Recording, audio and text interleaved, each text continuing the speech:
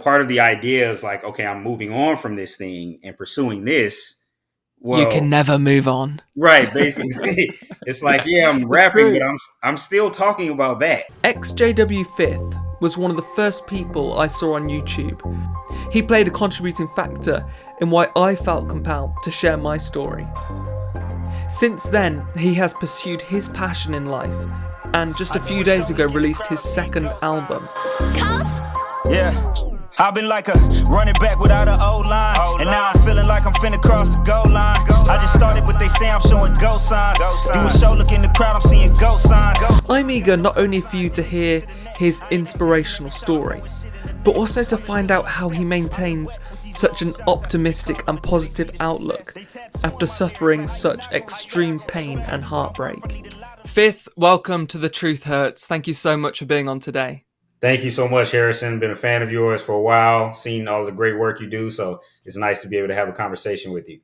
Oh, well, that's very mutual. I've been following your work. In fact, today I rewatched the first video you did on your channel where you basically gave your story 6 years ago now.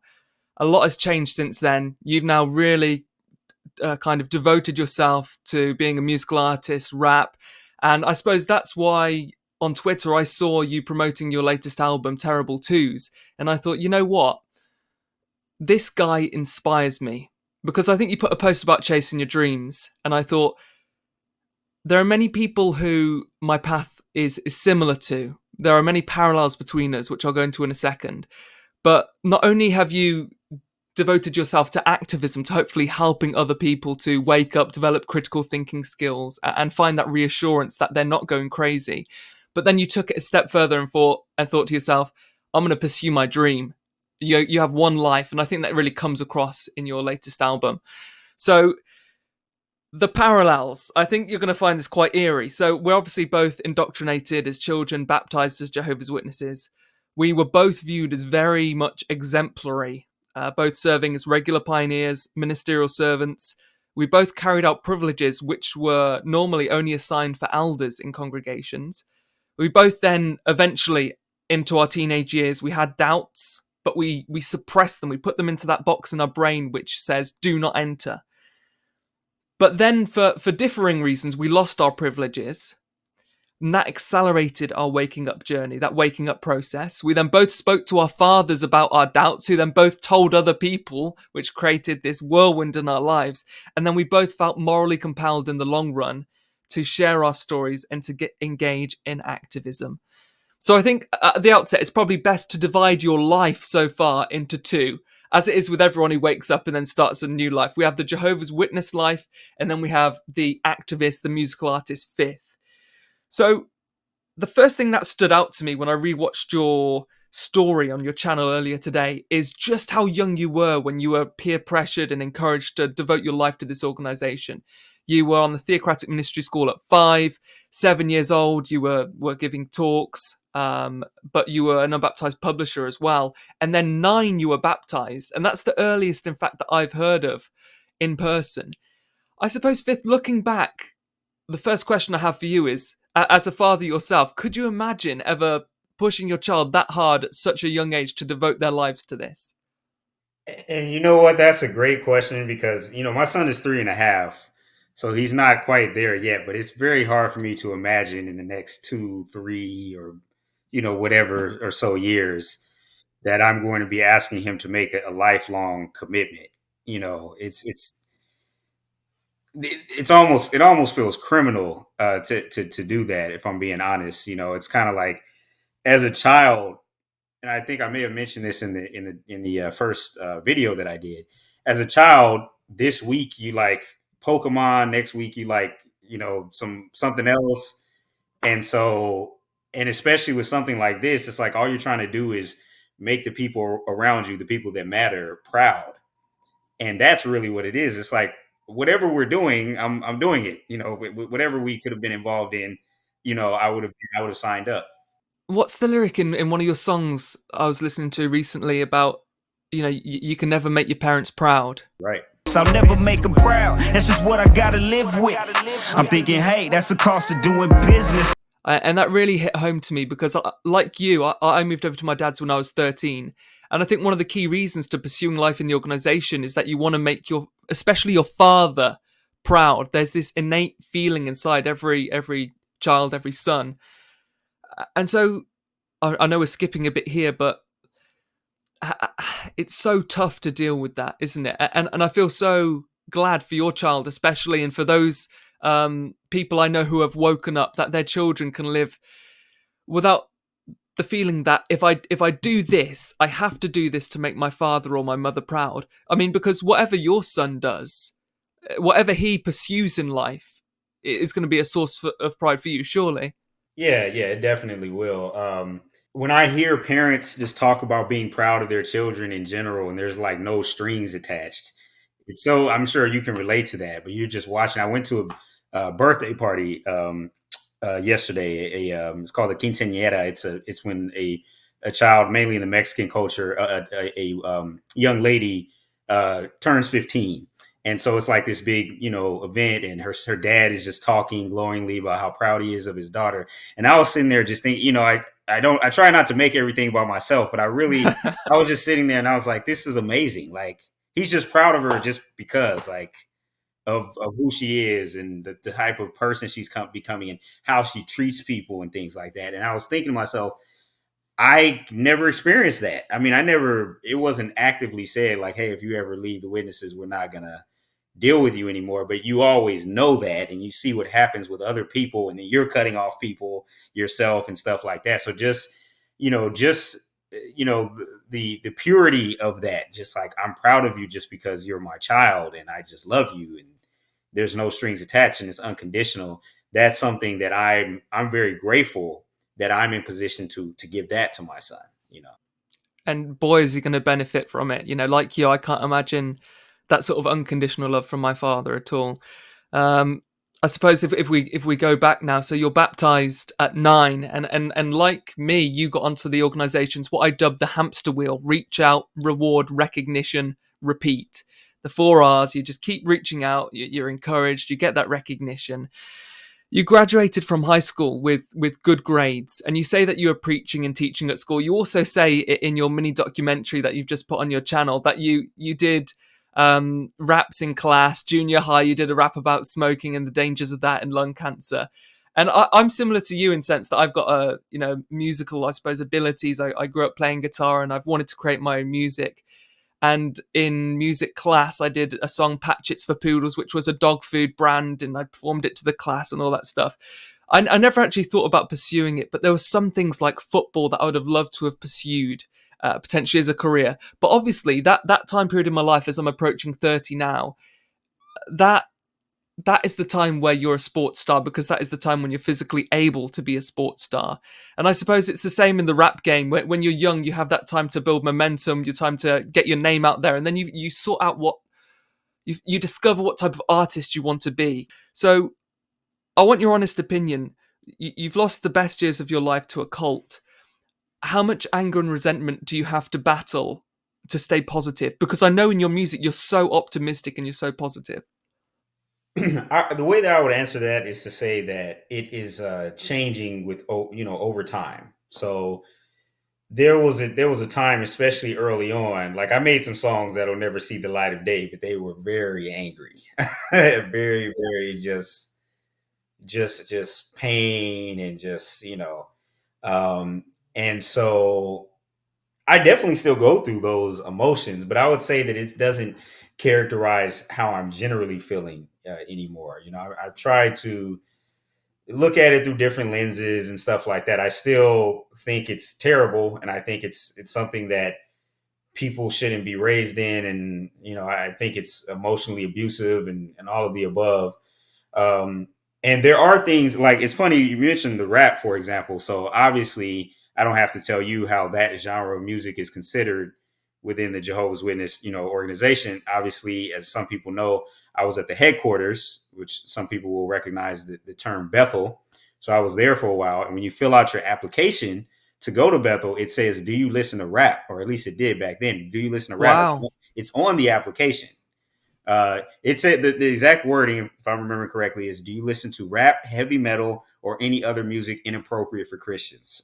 So, um, I loved rap. I always have, and I've always had an ability for it, to put words together and things like that. But I saw that as something that I wasn't supposed to be doing, that it was a test, basically. And so I stopped, listening to rap. I stopped rapping. So like I think clearly I have some natural talent in that area. Imagine if I had been able to hone it from 15 or 13 or whatever. This is the first time in my life now, in my 30s, that I'm really taking it seriously. I saw the rappers on the screen I was watching was entertained. I started watching the chains. I'm thinking I want to rap, but people were so ashamed. They would say that's from the devil, like kind of washing my brain. I started watching the game. I said, it's something wrong with this picture and with this frame. I don't want to be a slave. There's something wrong with these chains. And they tell me I should smile, but I'm feeling a lot of pain. How we all gonna be the same? They let them know I'm on my way. But I completely empathize with you in terms of what I wanted to pursue in life. Good grades at school, could have gone to university. Football, my dad said, when you hit 14 years of age, you can't play football because that's when they take it seriously. And so I just knew I had to stop. You don't really question it. You just trust that your father has your best interest at heart. So 13, I thought, well, I'm good at this, but I obviously can't do it. You don't even really question. But eventually, you start to find signs of cognitive dissonance. Perhaps this is in your teenage years, perhaps this is in your early 20s with a lot of former Jehovah's Witnesses. And it was interesting listening to your story earlier. The public talk you gave, Deliverance from a World of Darkness, in particular the year 1919. Now, for those who have never been Jehovah's Witnesses, they may have heard something about 1914, about this is when Jehovah's Witnesses believe the last days started, when Jesus and Satan had this clash and then Satan was hurled down to earth. They may be wondering what's 1919 and what do Watchtower believe. So perhaps you could first address that. You know what? I think I'm a little fuzzy on it now, to be honest. Like I don't want to say it incorrectly. What I remember is that is when supposedly Jesus was inspecting the earth to figure out like who his true followers were, and he found that those who later became known as Jehovah's Witnesses, who I guess at that time were still Bible students, they were the ones that had his approval.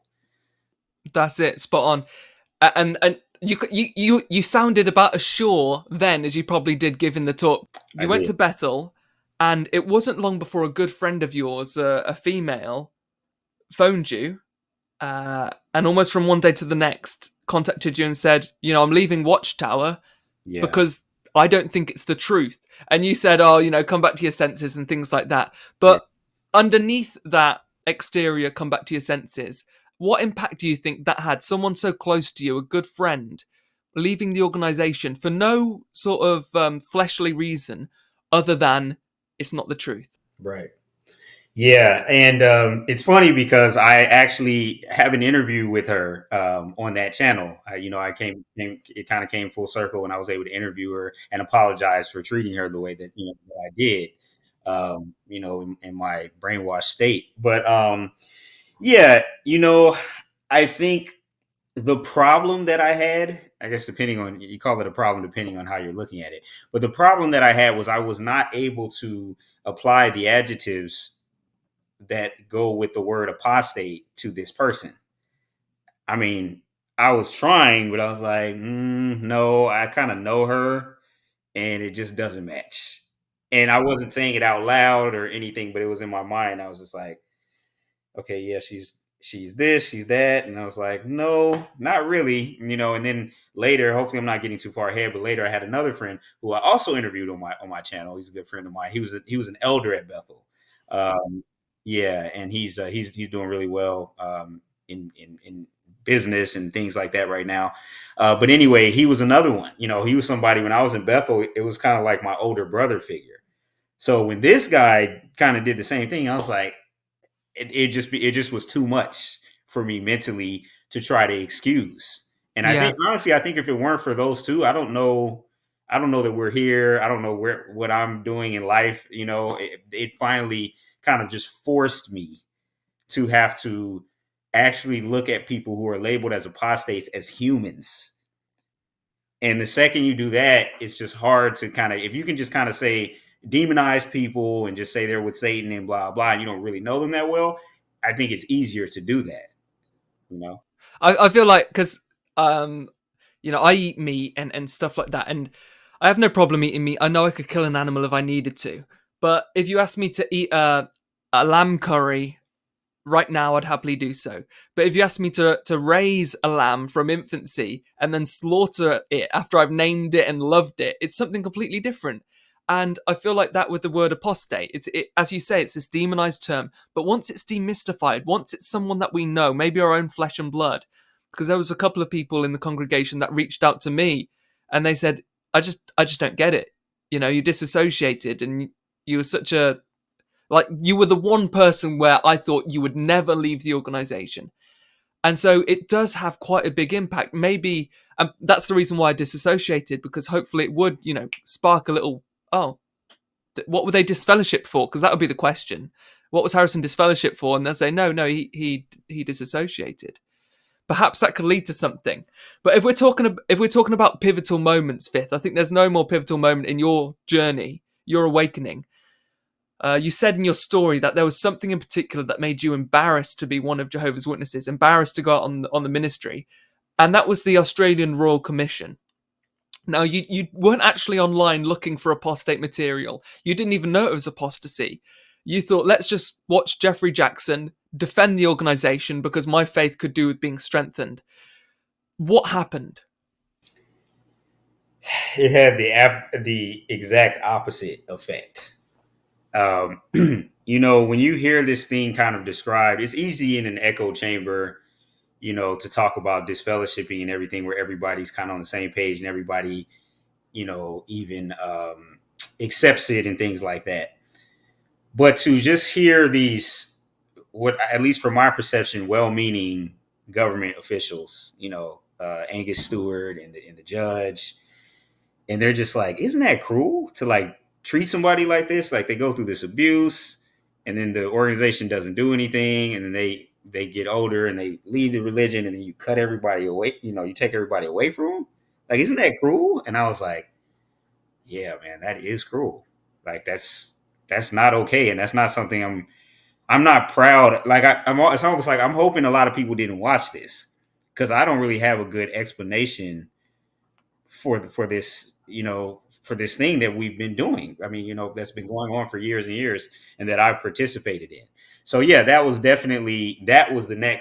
probably the next thing that kind of got me to, it just became harder and harder, to just, make this stuff fit.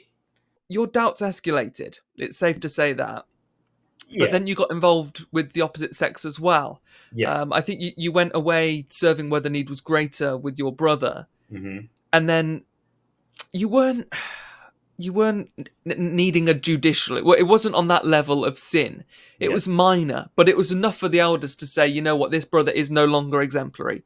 We Right. need to take away his privileges. You essentially became a sister, which isn't an insult. If you're familiar with the Jehovah's Witness organization, it just means that you don't get any of the sexist benefits of being a brother in the organization. You get to go out on the ministry, you get to be a publisher, you get to sit down at the meetings, and you get to be a good boy. But you're not doing talks. You're not engaging in 70 hours a week ministry. And I think this had the same effect on both of us when I wasn't recommended as a ministerial servant through no apparent reason, aside from a couple of minor things that they gave, which were untrue, but those aren't for this interview. What impact did it have when you had more time on your hand? Did it finally make you think, you know what? I've got less to lose now. I'm going to open the box that I previously just kept untouched, and I'm going to go through it with my doubts? Not quite with me. It was a little bit different. It was more like I wasn't doing all this busy work, right? Which all of these types of cults use to just kind of keep you, like you said, on a hamster wheel. I was giving public talks in, 3 languages. I'm like conducting all this different stuff, right? That I'm doing, pioneering, all of this stuff, right? Once I wasn't doing that anymore. It was just idle time. I mean, I was still busy with work and stuff like that, but there's just a big void now, right? So everything just rushed in. Every time I would go to a meeting, I'd be like, man, that's kind of weird. That's kind of strange. That seems kind of off, like whatever. But I wasn't really admitting it to myself, really, but it was there. It was just there. And I was like, okay, let me just try to do what I'm supposed to do. I'm going to go back to the English speaking congregation. Maybe that was it. Maybe it just wasn't in my heart because these, Spanish and Portuguese aren't the languages of my heart or something. You're just trying to do all these mental gymnastics. Desculpa, eu não falo português. Você fala inglês? Você fala português? No. So Oh. my brother married a Brazilian, and I went over to Brazil, and Johnny said to me, Harrison, don't bother, just learn one sentence. Sorry, I don't speak Portuguese. Do you speak English? That sounded great. I actually thought we was about to have a full-on Portuguese conversation right now. And he said, if they say no, you just go and just walk away, because at that point they're going to start talking to you, because they'll hear, desculpa, eu não falo português, você fala, and they'll be like, oh, he's fluent, let's talk to him. And I was just, it was an awkward wedding at some points. That's hilarious. But I'm impressed by your ability with languages as well. Yeah, thank you. Yeah, there's another thing that, like, kind of from an early age, I kind of just discovered that it was something that I, enjoyed and was able to learn relatively quickly. But so yeah, with when I had that downtime, it was just kind of the thoughts were just kind of coming fast and furiously into my mind.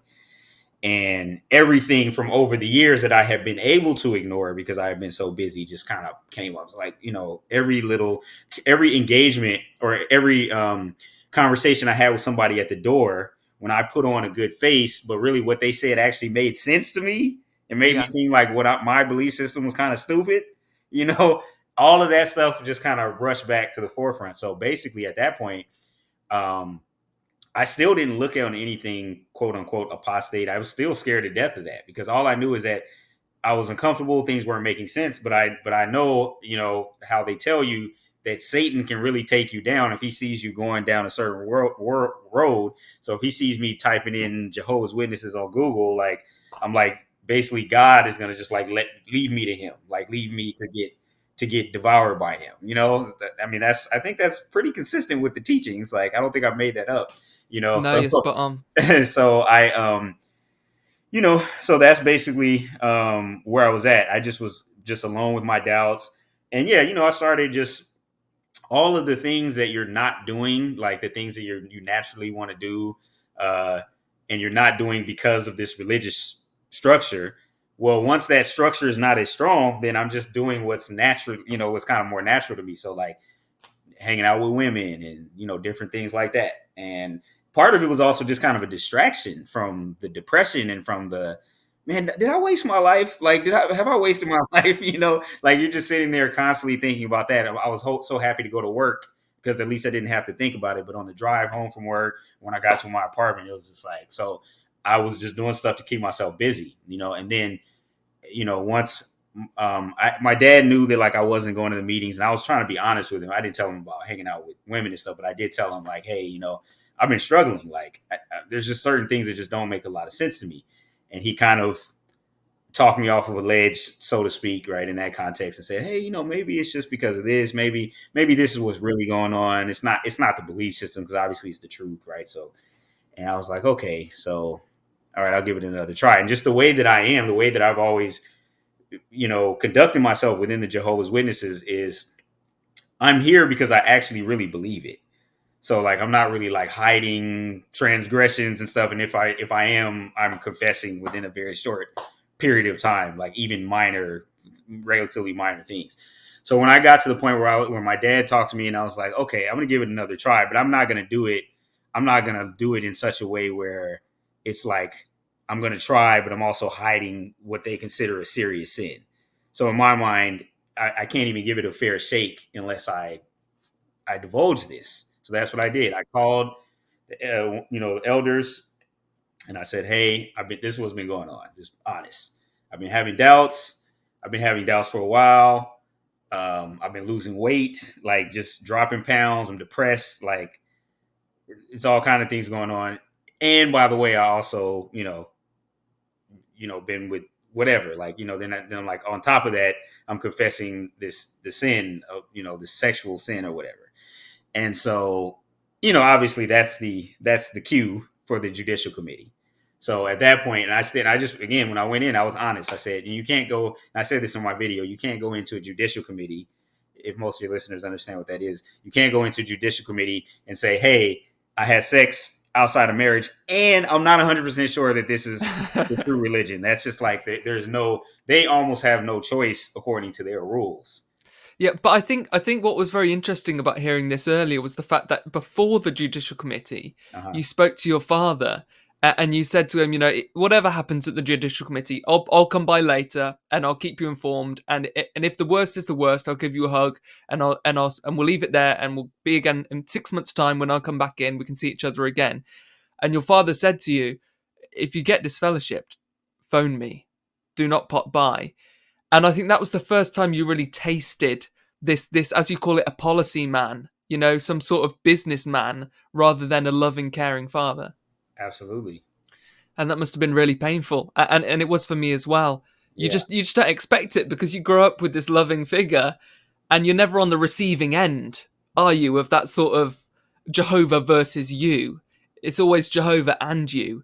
But then obviously when the time comes to make that decision between you or the organization, it's only ever going to end one way in the mind of an extremely indoctrinated parent. So then you were disfellowshipped. Yes. And you spoke to a couple of people. You spoke to a couple of people that you formerly knew, the ones that had left from Bethel and things like that. Mm-hmm. And they were speaking like people do when they wake up. You're like, oh my God, you've left the cult. Oh man, so nice to have you. Do you know about pyramidology? And you're just... like you've just learnt the truth for the first time. You're knocking on doors, buzzing, aren't you? And you actually believe it this time. You're like, this is actual real. It's evidence to back it up. It's all nonsense. But the people who spoke to you like that, you were fresh out the organization. So you were a bit taken back by it. You wanted them to calm down, just chill out a bit. You didn't really know that it wasn't the truth yet. You were still in this middle ground. But then you made an important purchase, which was to buy Crisis of Conscience. Absolutely. Now, for those that don't know what that is, Raymond Franz, former governing body member, left the organization from the highest level, the highest tier, the governing body, and wrote essentially a memoir of his life story within the organization, but especially what led him to realize that this organization does not have God behind it. How did Crisis of Conscience impact you? Oh, it was a game changer. It was, that was really the first piece of literature that I took in, or I didn't watch any videos or anything like that. As I mentioned, I started on Wikipedia because I thought that was kind of a neutral kind of field, if you will, and that's how I got to Crisis of Conscience. And when I read that, everything made sense. I think that was the biggest thing. It's like I've really been trying to make, I've been trying to excuse God on these crazy stories in the Bible. I've been trying to, when it comes to the policy and the new light and stuff, I've been trying to, but it's, I've just been trying to do it. And this was the first time I was like, okay, all right, thank you. Now I get it. Yeah. This is actually like a reasonable explanation of this whole thing, For me, when you talk about the order of how you, what things you need to figure out first, whether it's God or the Bible or the organization, for me, the only reason I believed in all of that stuff is because I was a Jehovah's Witness. Like, if it weren't for that and me needing to be part of the structure, none of it ever really made sense to me. I didn't even really need to go and like, okay, well, what about the Bible? Now it's like, I've already felt like this stuff was crazy. Now that I'm no longer forced to believe it and preach it, I can move on from it, I decided to grow up, stop believing fairy tales. I was on the slave boat, now that ship is really sailed. Daddy told me very well, now my life a living hell. I left the W's, they figure out and took a L. The day you realized you were never going to speak to your family again, and then the aftermath, the isolation, the depression, the shunning, ostracization. To someone who has never been a Jehovah's Witness watching this, how would you begin to describe the trauma of the whole process? Could you describe it? Man, trying to return to that very painful, time in my life. It's I don't know what the order exactly is, but I can mention some things that, some things that I went through mentally. Number one, man, I had great grades in high school, and I could have, I kind of went to school. I had all these scholarship offers and stuff like that. And instead of going there, I went to Bethel, which is meaningless. And it's meaningless now. Yeah. Um,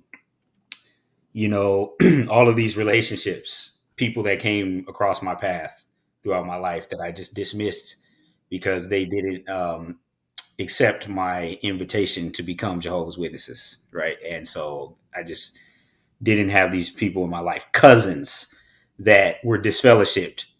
My favorite cousin, he was disfellowshipped when I was like 13. Didn't talk to him for 10 years until I came out.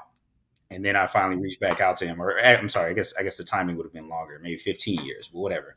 And just people I just dismissed, out of my life. My grandfather, who shares my name, he's the third. I'm the fifth. We had no relationship with him whatsoever. I saw him like on his deathbed, and because we went for the life and death situation, life and death exception, I guess, of the disfellowshipping. And so it's like that. And then it's like you just start reflecting on all of this different stuff, like, all this turmoil that I went through on trying to follow their rules on everything, whether it's dating or whatever. And it was like such a hardship for me. And now I'm like, wow, man, I really just did that for 10, 15 years. And I didn't have to, like, I didn't have to, it was all made up.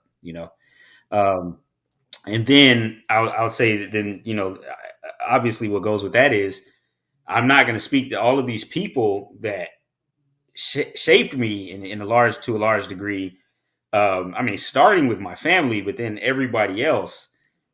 For those that don't know, I mean, the reason why you particularly inspire me is because I have one brother, and he Mm, was never a Jehovah's Witness. I lost half of my family, so my dad's side of the family. mm. I was extremely close with my father. I lived with him by just me and him for over a decade, and I feel the tragedy, and I'm amazed that I got through it, and some people don't. And yet I compare myself to you, where both your parents are in, your entire family seems to be in, and you have four siblings, three older sisters, one younger brother, all who do they still regular Pioneer?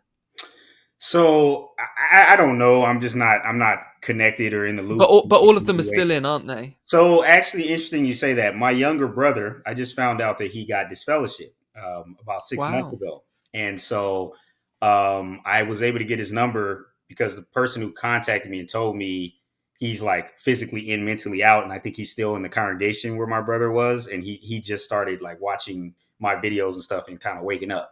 And so he's like, "Hey, by the way, like, do you know your brother's disfellowship?" I was like, "Really?" He's like, I didn't know."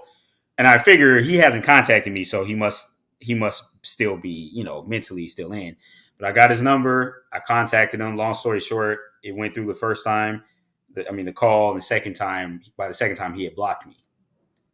So I can only surmise from that he's, wanting to go back and still abuse me as a bad person. Mm. So anyway, yeah. But in answer to your question, but everybody else, as far as I know, is But still. in my opinion, that's still in. That's the behaviour of someone who's still in the Yeah, organisation.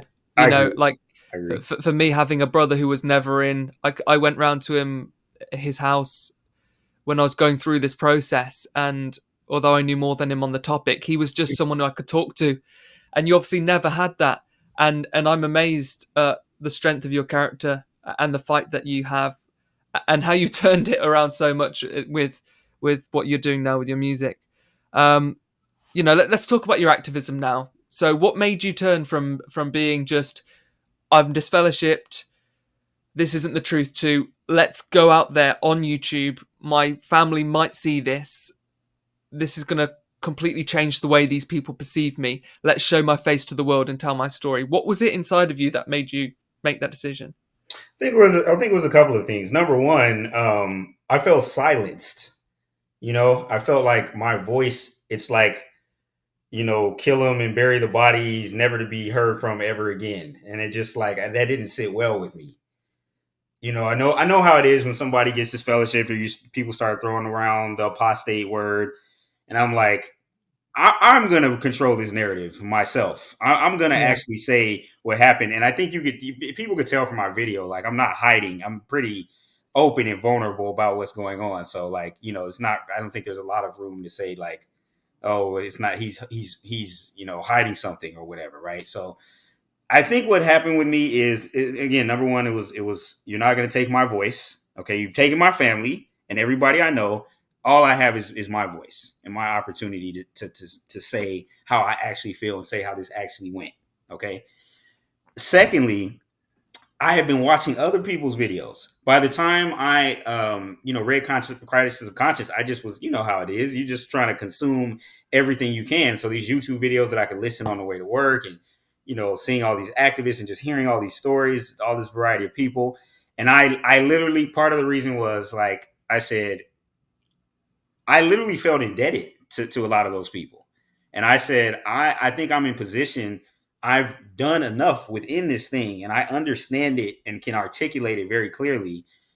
I got to talk about this. Like, I just have to get it off my chest. And as I said, it wasn't my intention. Like, I'm going to start a YouTube video. I didn't even know anything about the XJW community like that. It wasn't even really like, I saw a few videos, but I didn't know there was this whole kind of thing. And so I just said, I just want to get my video. And it was from all of those views that I kind of said like, wow, this is resonating with people. This is really resonating with people.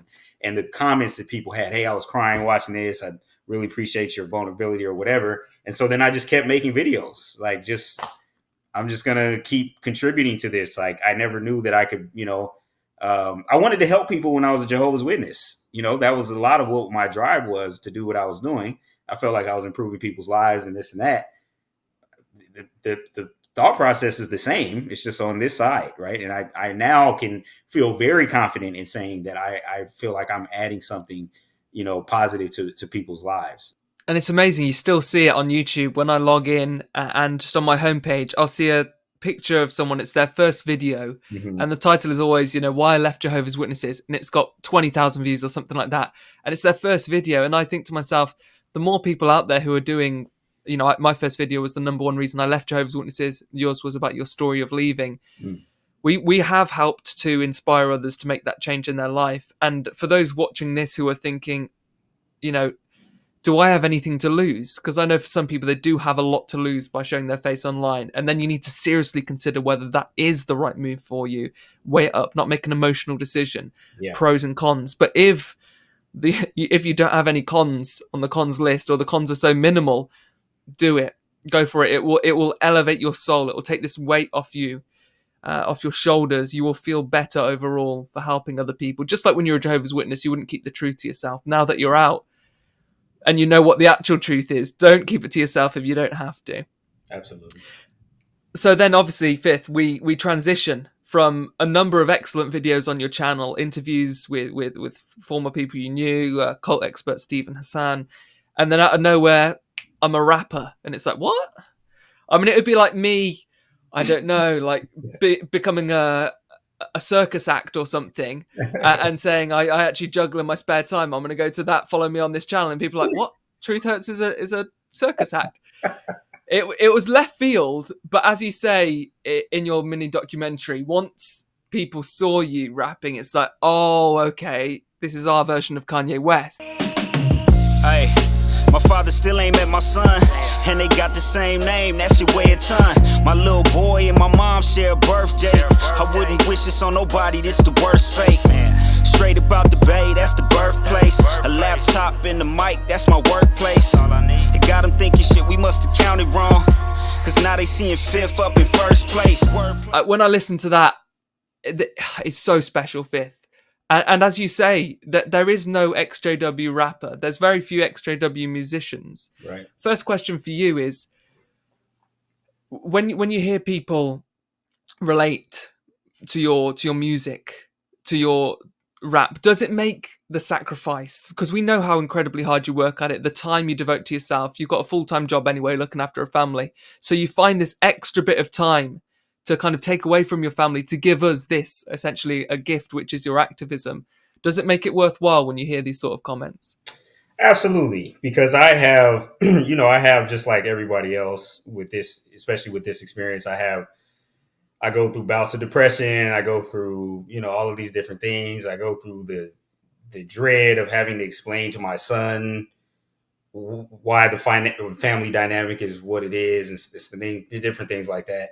So when I hear people express themselves the way that they do and say that, your lyrics impacted me on this level and all of that kind of stuff, I think just from the view of an artist, if you even kind of take the XJW part away just temporarily, I don't think there's much. I don't think there's anything much more rewarding than putting out art and having it received in that way. Like, I felt this. I felt like you were telling my story, and I've never heard my story told before. That's a beautiful thing, and I feel like I'm empowering other people. I get these messages of people who say, I always wanted to do this or I always wanted to do that. And you just doing it is motivating me. And you talking about, like you're actually kind of on this public platform talking about this thing that nobody wants to talk about, right? We know that there are former Jehovah's Witnesses that are in the entertainment industry. I've spoken to a couple of them who said that they're not willing to support me publicly, even though they support me privately, because they still have a shred of communication with certain people and stuff like that. So again, no judgment towards those people, by the way, but I'm just saying that's the reality of a lot of people's situations. So the fact that that's not my situation, I'm able to kind of talk about it freely, and people feel represented in what I'm bringing to the table. It's a great feeling. It feels great, and I'm very grateful for all of the support and the kind words that have been expressed.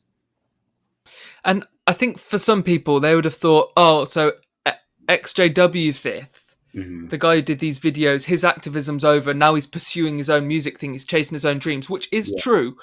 But I think they forget that the activism is just continued.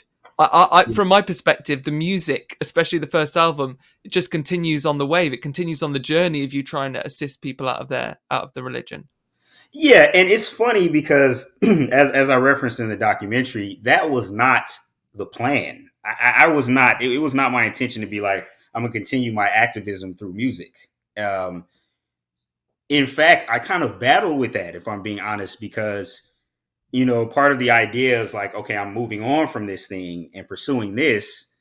Well, you can never move on, right? Basically, it's like, yeah, I'm rapping, but I'm still talking about that. So it's kind of like, how much is the move on? And so these were all things that I kind of had to weigh, and I think I grappled with for a while. When I was first just going to be a rapper, I wasn't even gonna. I made cost of doing business, but I wasn't. I didn't think I was going to be really putting that out. I just thought I'm just going to rap about whatever and just be creative.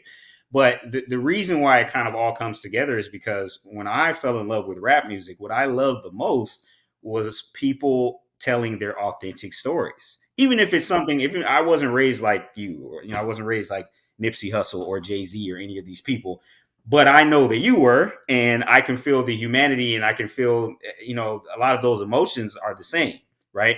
So for me, it kind of just worked out that way. It's like when I make my best music, and I think my most impactful music, it's coming from a place of like lived experience and real emotions and all of those kinds of things. So what is my background? If not being a Jehovah's Witness, I don't know what it is. That's all I've been doing. That's all I've been doing my whole life. So, and it shapes you in every aspect of life. Yeah. I mean, personally, I once I left the religion, I joined a football team, and my personality was just so disparate to the rest of the squad.